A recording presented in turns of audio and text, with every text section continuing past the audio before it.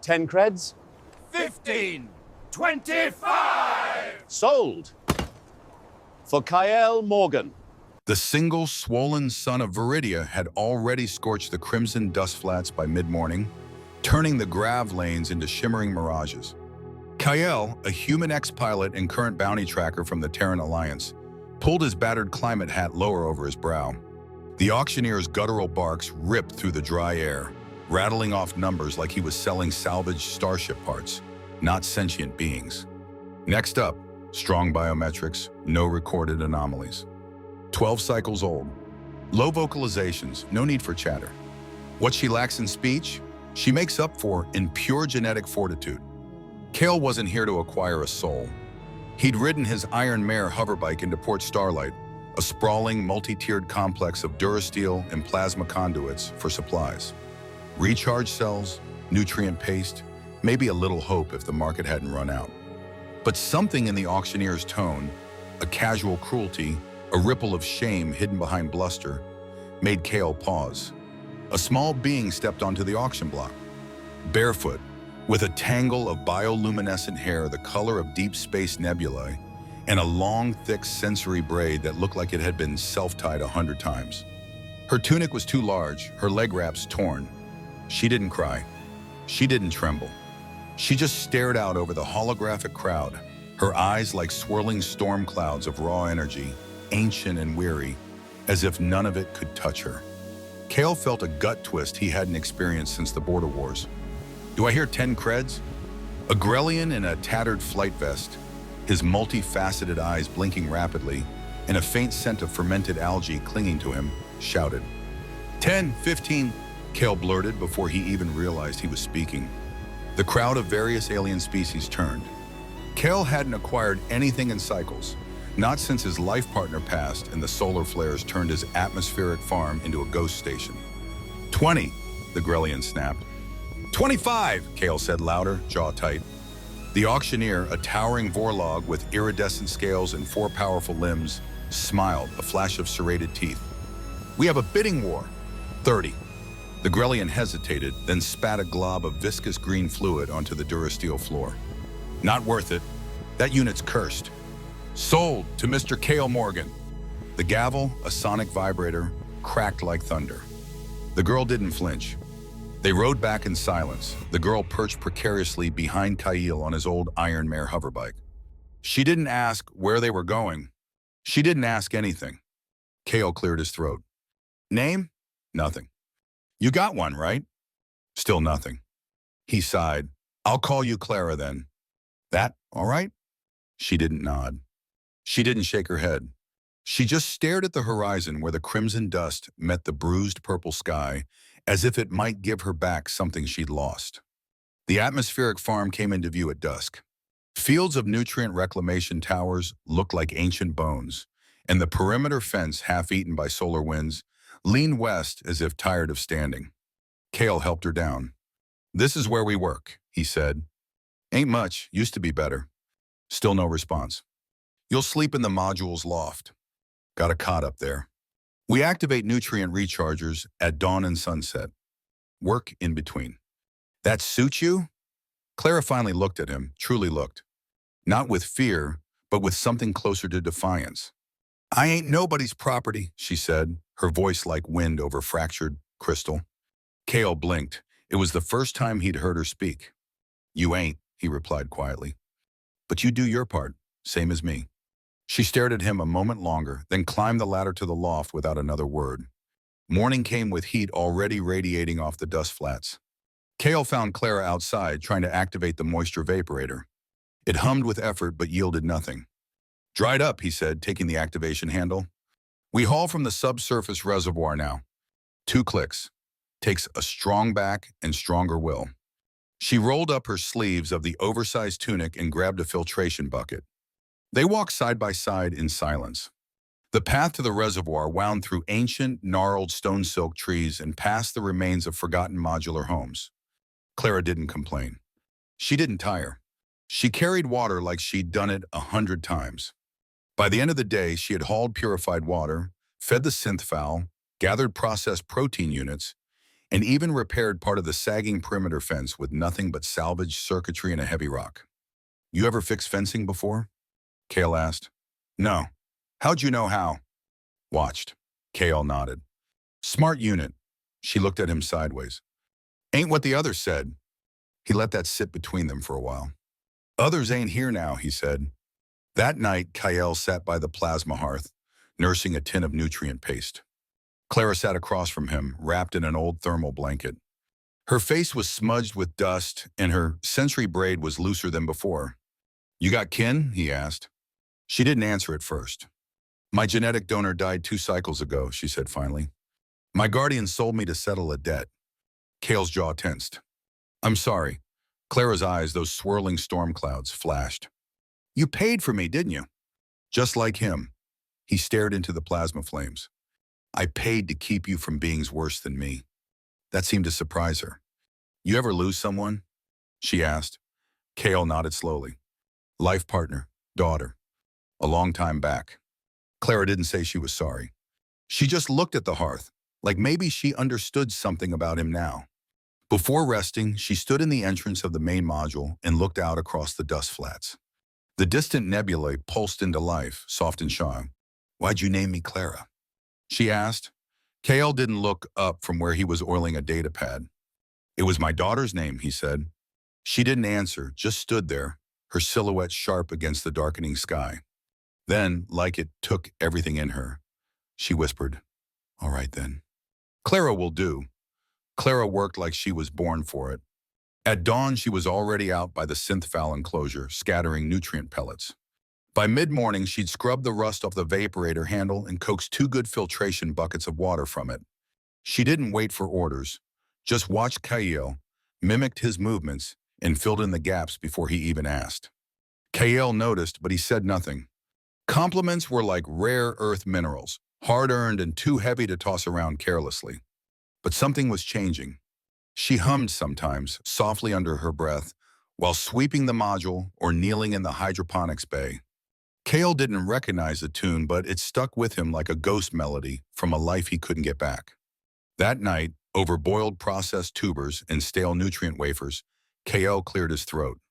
You learned to do all this work from your guardian? Clara shook her head. From others who made me earn my power credits. He grunted. You read? She hesitated. A little more. Kael chewed slowly. Ha! That was all he said.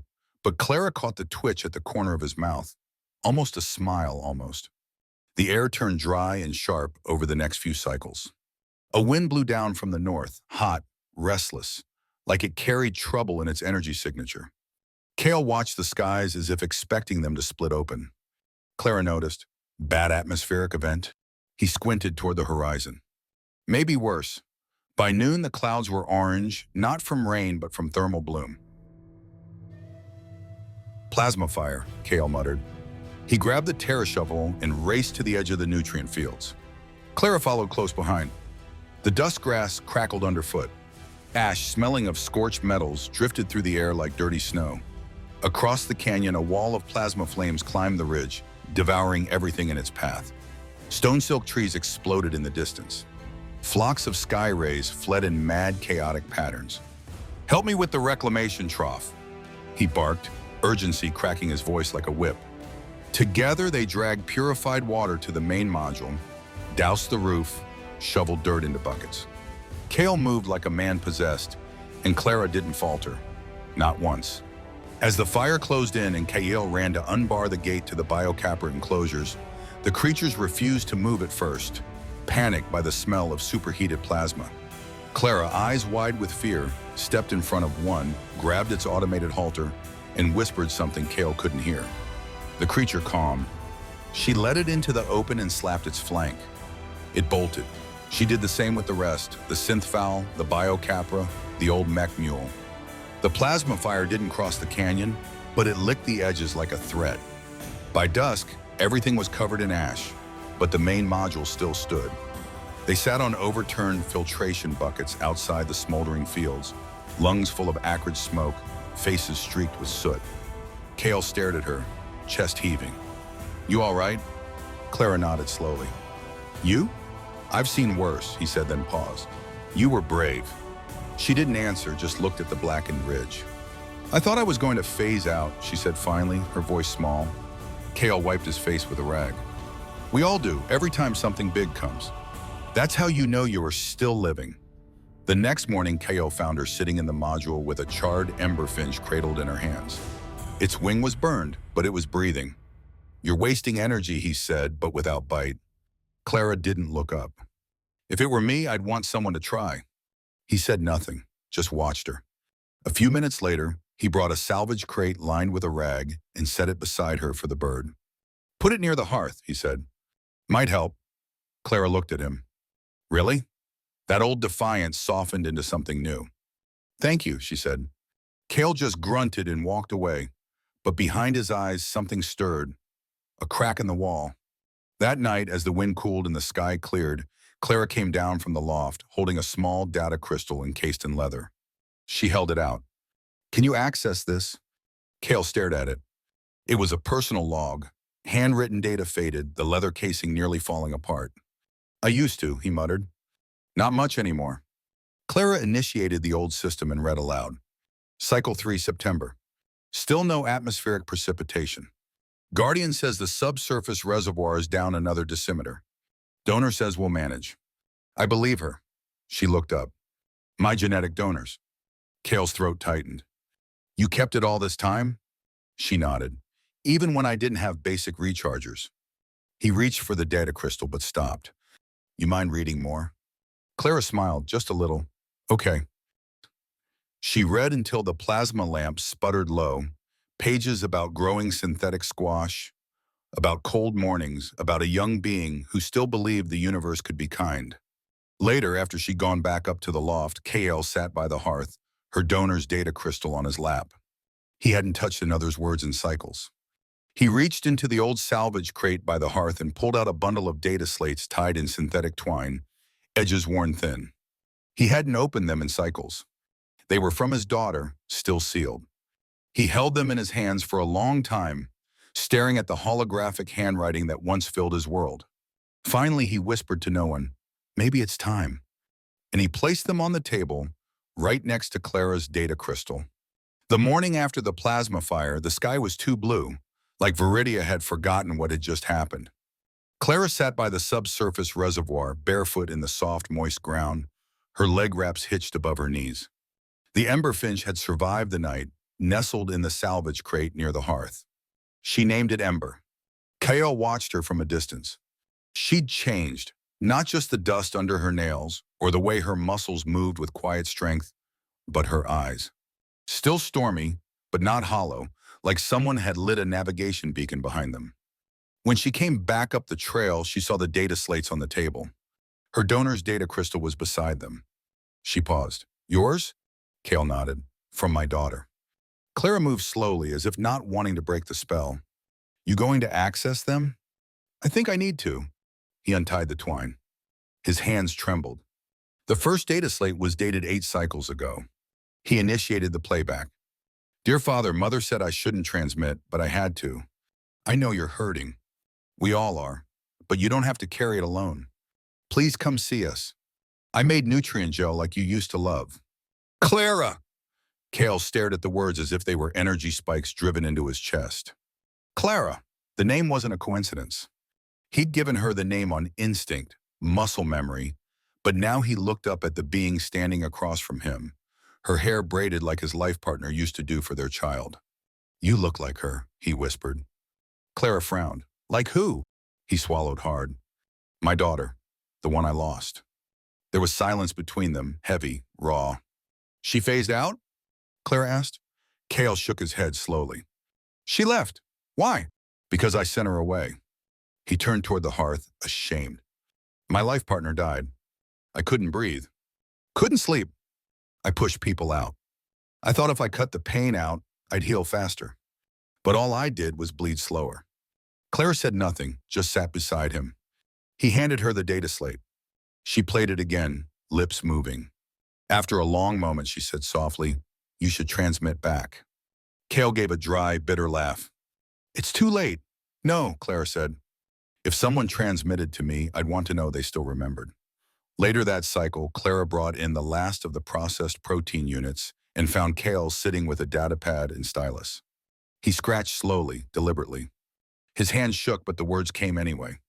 Clara, I don't know where to begin, but I want you to know I kept every transmission. I was too proud to access them then. I was a fool. I named a young being after you. She's strong, brave, and she's showing me how to live again. He stopped there.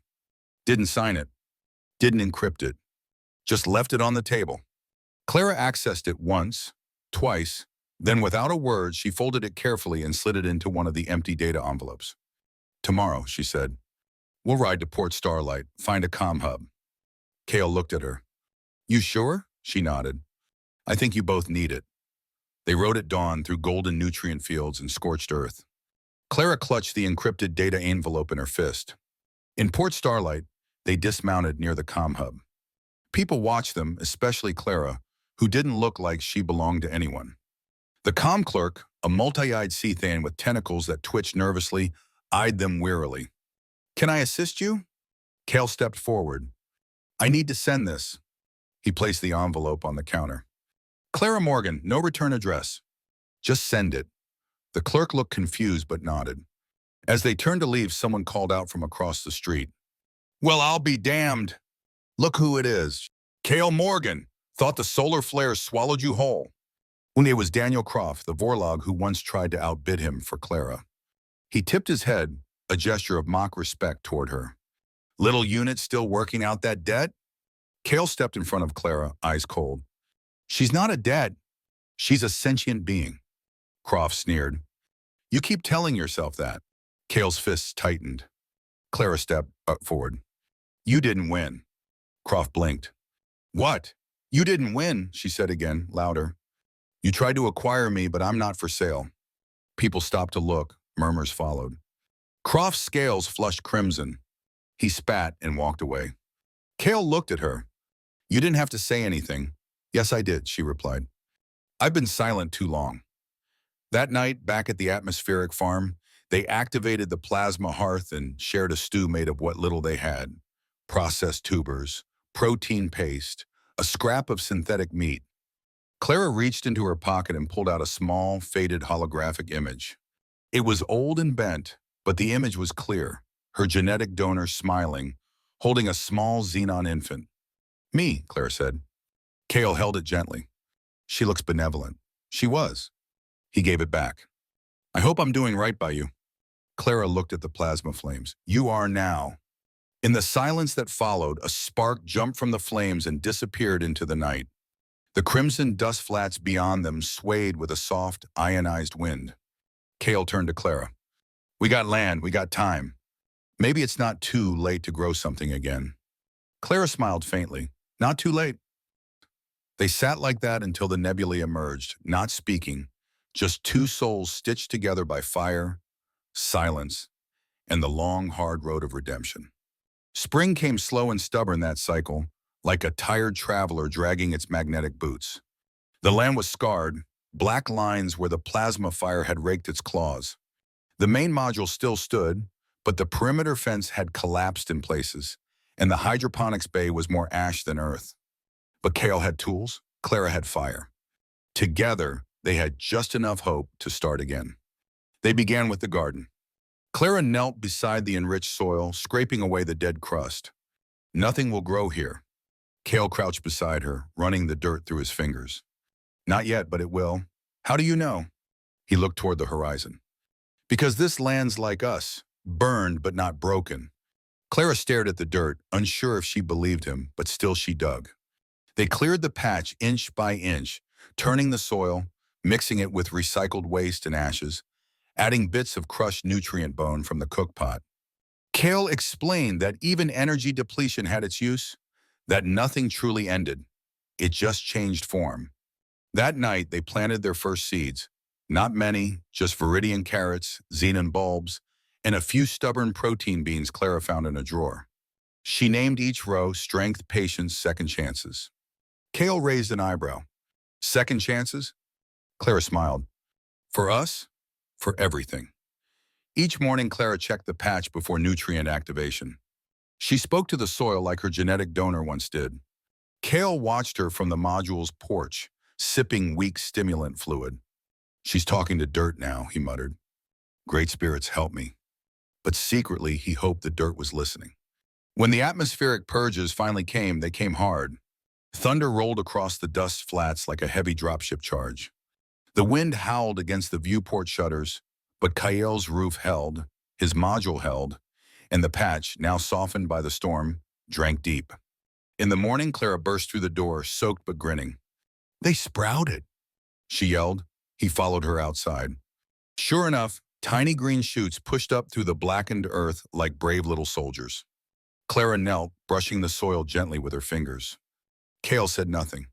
Instead, he walked to the shed, pulled out 2 lengths of reinforced Durasteel, and began building a new perimeter fence. Later that cycle, they went to market. The old ground skimmer creaked the whole way into Port Starlight, and the mech mule refused to move without Clara at its side, whispering to it like a sister. They sold processed protein units, a few jars of pickled Xenon bulbs, and 2 loaves of Clara's first ever nutrient-enriched bread. It was too dense, a little salty, but folks bought it anyway, drawn by her fierce eyes and dust-stained hands. On the way home, Kael handed her the creds. You earned it. She looked at the small handful of silver currency. I don't know what to do with credits. Good. That means you won't waste it. She nodded. Maybe we can buy a paint wand. He looked at her sideways. A what for? For me. I used to paint. A long time ago. He didn't laugh, just nodded. Next trip. That evening, Clara dug through her satchel and pulled out a bundle of folded art projection scrolls. She unwrapped them slowly, reverently, paintings, or what was left of them. One was of a stone silk tree under a blood-red sky.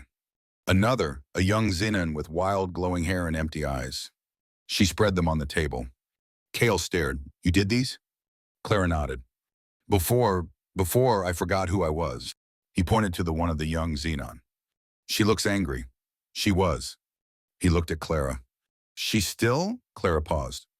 Not as much. In the cycles that followed, the atmospheric farm transformed. The hydroponics bay bloomed. The perimeter fences stood tall. Clara painted on the scraps of salvaged metal in the module door itself. Sunsets, Veridian burrow beasts, a silhouette of a young being beside a towering human under a cotton cloud plant. Locals started noticing. Different species came by just to transmit or trade or ask about the young Xenon who painted plasma fire like it was alive. Kael didn't say much, but he kept an extra power stool on the porch, just in case. Just in case someone stops by, he muttered. One cycle, a data transmission came. Kael accessed it slowly, unsure if he was ready. Father, I received your message. I wept when I read it. I didn't know if you'd ever transmit again. I'm in the Kansas sector now, bonded, with one child. His name's Matthew. I tell him stories about the dust flats, about you. If you ever want to meet him, we're here. Love, Rose. Kael closed the transmission and looked at Clara. I think I need to go see her. Clara blinked. You will return? Kael nodded. This is home. She smiled. Then go. He packed a small travel pack. Clara gave him a jar of pickled Xenon bulbs and a painting, her favorite of the sunrise over their hydroponics bay. For her, she said. He was gone for 4 cycles. Clara kept the atmospheric farm running, fed the mech mule, patched the module's roof, hauled purified water from the subsurface reservoir. But she missed him. Not because she needed help, but because the silence felt heavier without him. On the 5th morning, she heard the ground skimmer wheels crunch down the trail. He stepped off slowly, no words, just a nod, but his eyes were red and his arms were full, holding a small salvaged crate and a data pad with a child's messy crayon scribbles. He drew you, Kael said, handing her the pad. Said, you look like a warrior. Clara flipped through the pages, smiling. Inside the crate, a new set of paint wands and a brush, wrapped in soft thermal cloth. That night, Clara painted until the nebulae emerged. Not fire this time, but dawn. A bright, wild, stubborn kind of light. She gave it to Kael, and he hung it in the main module, right over the doorway. I think we're almost whole, he said. She didn't answer, just stood beside him, watching the ionized wind bend the dust grass like waves. The single sun returned to the dust flats with fire in its veins. The mid-cycle brought thick heat that made the ground crack, the kind that sucked moisture from your bones. But the garden, Clara's hydroponics bay, flourished. Veridian carrots like golden digits, xenon bulbs fat and fragrant. Protein beans twisting skyward like they wanted to touch the distant stars. Each cycle, Clara rose with the sun. She braided her bioluminescent hair in 2 neat ropes tied with salvaged twine and walked the rows barefoot, whispering to the leaves. The land listened. Kael watched her from the porch. He still didn't understand the way she communed with dirt and sky, but he no longer questioned it. She belonged here. One evening, a ground skimmer pulled up the trail. It wasn't the comm courier or the neighboring prospectors. It was a human woman, tall, sun-weathered, with boots too clean to be local and eyes that didn't blink. Clara stepped off the porch slowly, wiping her hands on her tunic. "You Clara?" the woman asked. She nodded, cautious. The woman reached into her bag and pulled out a yellow data slate. It was an old bounty poster. Clara's face, younger, dusty, afraid. "Been looking for you a long time," the woman said. "Name's Praetorian Harlow. I don't arrest younglings. I rescue them." Clara's breath caught. "I'm not lost." Harlow scanned the module, the garden, the human on the porch. "No," she agreed. "You're found." They sat at the table while the stew warmed. The Praetorian's eyes drifted over the art projections on the wall. "You were acquired when you were 10 cycles," she said. "Vanished off the cargo route to Dry Hollow. Folks thought you'd phased out, but some of us never stopped looking." Clara stared at her bowl. "I wasn't acquired. I ran." Harlow blinked. "Why?" Clara's jaw clenched. "Because my guardian hid me. Because no one believed me. Because my genetic donor looked away." The silence was thick. Kael stared at the plasma flame in the hearth. "I found her at a slave auction," he said. "Paid 5 credits. That's the truth of it." The Praetorian looked between them. "And now she's free," he said. Clara nodded. "I stayed because I chose to." Harlow sighed. "You want me to take you somewhere safe? A sanctuary for younglings like you?" Clara met her eyes, steady, calm. "I already live there." The Praetorian left at dawn, but not before promising to erase the bounty and burn the old poster. She tipped her hat, then paused at the gate. "You ever want to testify, Clara? I'll be there." Clara nodded. "I'll think about it." Then she turned back to the enriched soil where the protein beans were blooming. That cycle, Kael built her a studio. It wasn't much, just 1 room, a slanted roof, and a big viewport facing east. But it was hers. She painted every cycle, ember finches, mech mules, plasma fires, in skies that bled pink and gold. People came from neighboring outposts to see, to buy, to learn.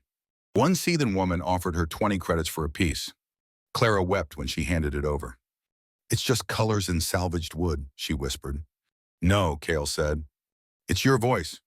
One evening, while they sat shelling protein beans, Kael cleared his throat. "I want to change the deed," he said. Clara looked up. "What?" "I want to put your name on it. The land, the module, the hydroponics bay." Clara blinked fast. "But I'm not—" "You are," he interrupted. "Your family, maybe not by blood, but by fire. And that holds deeper." Tears welled in her glowing eyes, but she nodded. The next morning, he took her into Port Starlight, where the comm clerk had to re-ink the ledger because his tentacles shook so badly. He signed first, then her, Clara Morgan, owner. That cycle, they received a data transmission from the Kansas sector. "Dear Father, thank you for the painting." Matthew won't stop staring at it. "We're coming in mid-cycle, just a few cycles. I want him to see where I grew up. I want him to meet her." Love rose. Clara sat with the transmission for hours. "She wants to meet me?" she asked. Kael nodded. "But why?" he smiled. "Because she's my daughter. And now your family too." On the first day of the mid-cycle, a sky carriage pulled up the trail. Clara stood on the porch in a simple blue tunic, her hands clenched so tight her knuckles went white. A human woman stepped out, not young, not old. Her face was Kael's in female form. Behind her, a boy, maybe 7 cycles old, climbed down, eyes wide as the dust flats. "Father!" Rose called. Kael walked to her. They held each other like lifelines, both weeping in that quiet, embarrassed way families do when they've waited too long. Then Rose turned to Clara. "You're the one who kept him alive." Clara shook her head. "He saved me." They hugged. No more words. That night, they activated a plasma hearth under the stars. Matthew ran in circles with the ranch's loyal synth hound, chasing bioluminescent dust motes. Clara played a simple, haunting tune on a salvaged data flute. Kael watched the sky. Rose looked around, smiled, and said, "This place is healing." Kael nodded. "It's her doing." Clara looked into the flames. "No," she whispered. "It was both of us." Autumn came gently to Veridia. No plasma fire, no windstorms, no system failures. Just golden nutrient fields, ripened protein pods, and skies that stretch forever. Clara stood at the edge of the hydroponics bay, a collection basket on her hip, watching the land change one last time before the cold season. It no longer looked like the place she had first crawled into. The soil had healed. So had she. Kael spent more time sitting than working these cycles. His joints ached. His breathing was slower. Clara noticed how long it took him to get up from the porch, how often he stared at the same patch of sky like he was remembering something. One morning, she brought him stimulant fluid.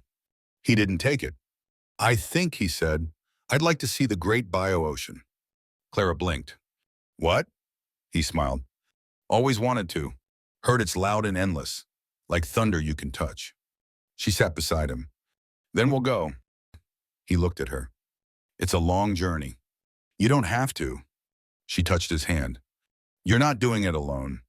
They left the atmospheric farm in the cycle of falling dust, left it in the care of a neighbor boy, a young Grellian, who'd always admired Clara's hydroponics bay.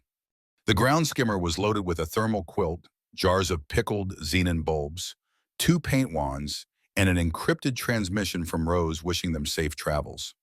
They traveled slow, through the Kansas sector's wheat plains, across the Ozark Mountains biodomes, down long, winding grav lanes where spectral trees turned red and orange. Clara sketched the journey as they went.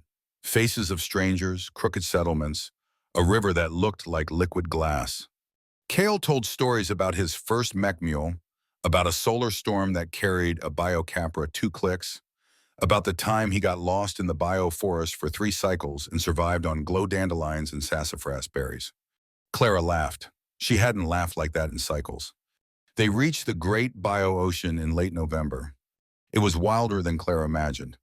Waves slammed into nutrient-rich rocks like the world was cracking open. The air was sharp and salted. Seagulls screamed overhead. Kael stood at the edge of the bio beach, his boots sinking into the biodust sand, arms crossed. He said nothing for a long time. Then, "I wish I'd seen this with her."